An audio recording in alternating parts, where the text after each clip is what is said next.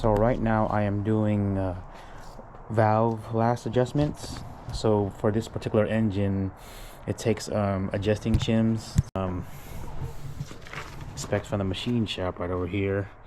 So my intake right now is 6 thousandths to 10 thousandths cold. So pretty much when it says cold, it means the engine is pretty much cold. So I'm trying to make this quick, guys, but in order to check valve lash, you want to get your, what is this, 15/16, put it on right over here. This is to turn the cam.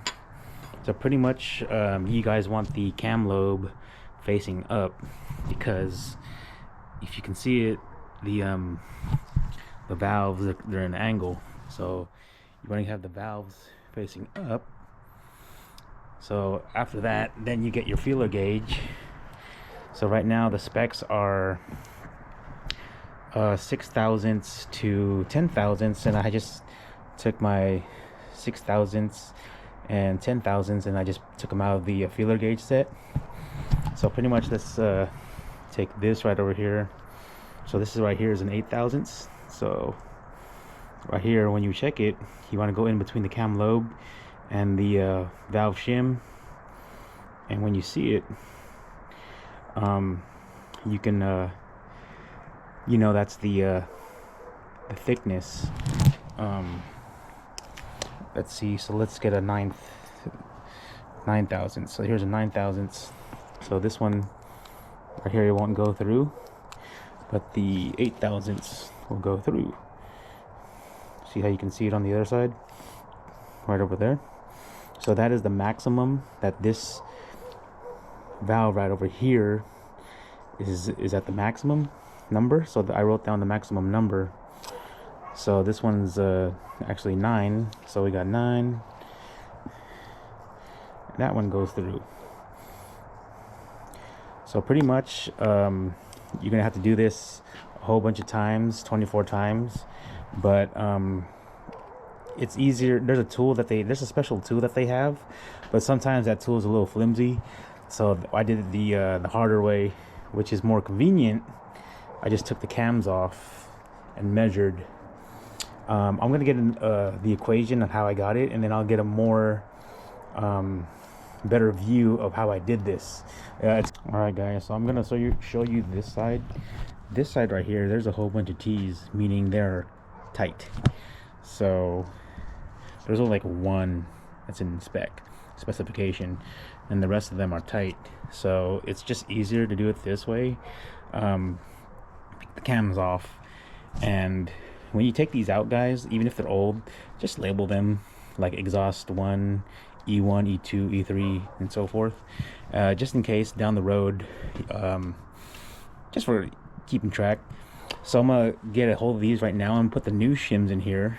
I already did the calculations right over there, but that's later on in the video, and then I'll show you how they look with the numbers on them. All right, so they're all in right now. They're all numbered, so it makes it easier to see it.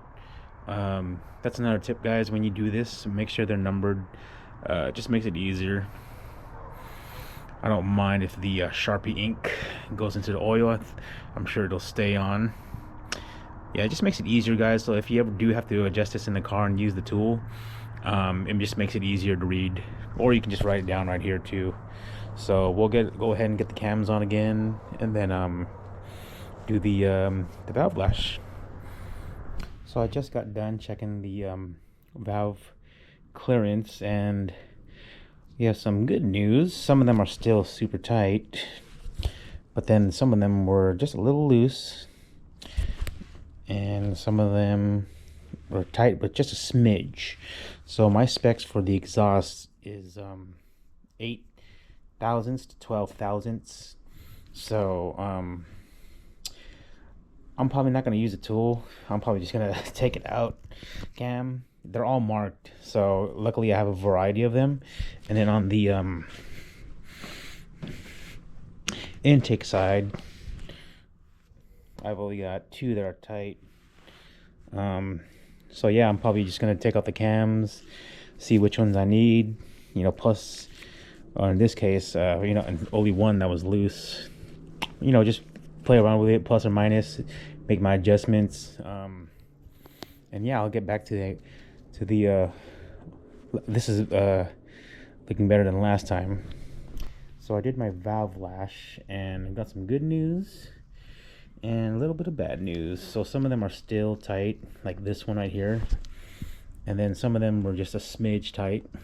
I think these were a smidge tight, and then this one was loose.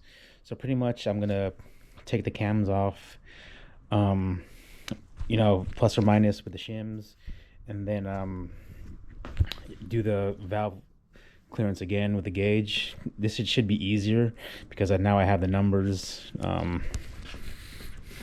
I have a variety of shims, so when you guys ever do this, make sure you get like a variety of shims, all sizes, multiple quantities, so that way you don't have to wait for the store or online shipping, and just keep them down the road too. So this is better than before.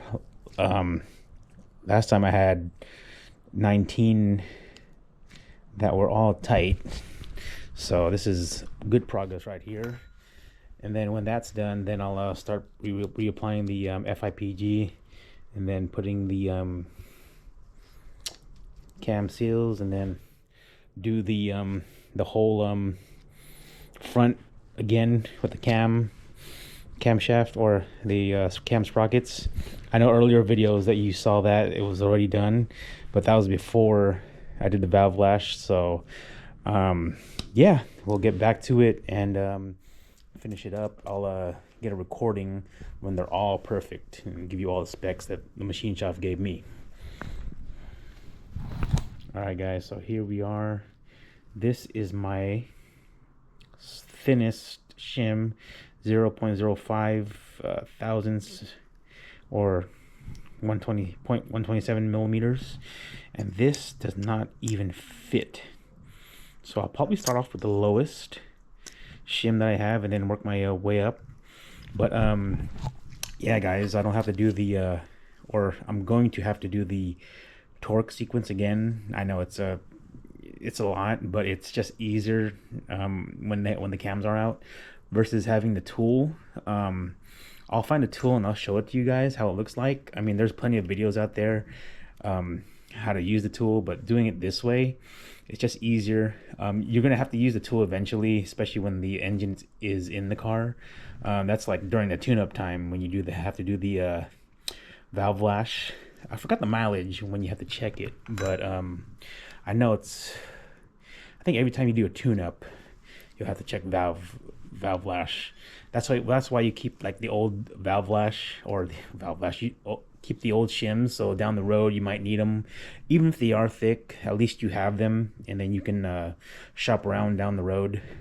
So we'll get this going, guys, and then from there, that's it. We'll get another video going with all of them in spec. So here we are.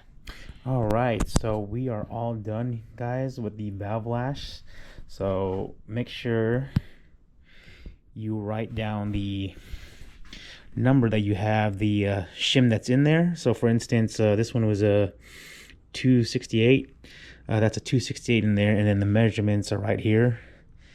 So this one I had a little trouble, or not really. This one was really tight.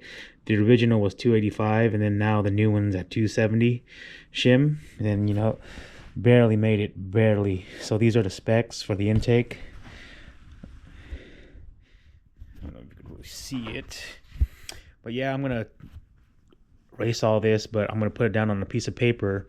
This is just a good reference, so like down the road, if you ever have to do or when you do the valve lash again, you'll have everything on a piece of paper, and then whatever extra that you have, you can just use those. So I had a lot of extra ones, so everything is torqued.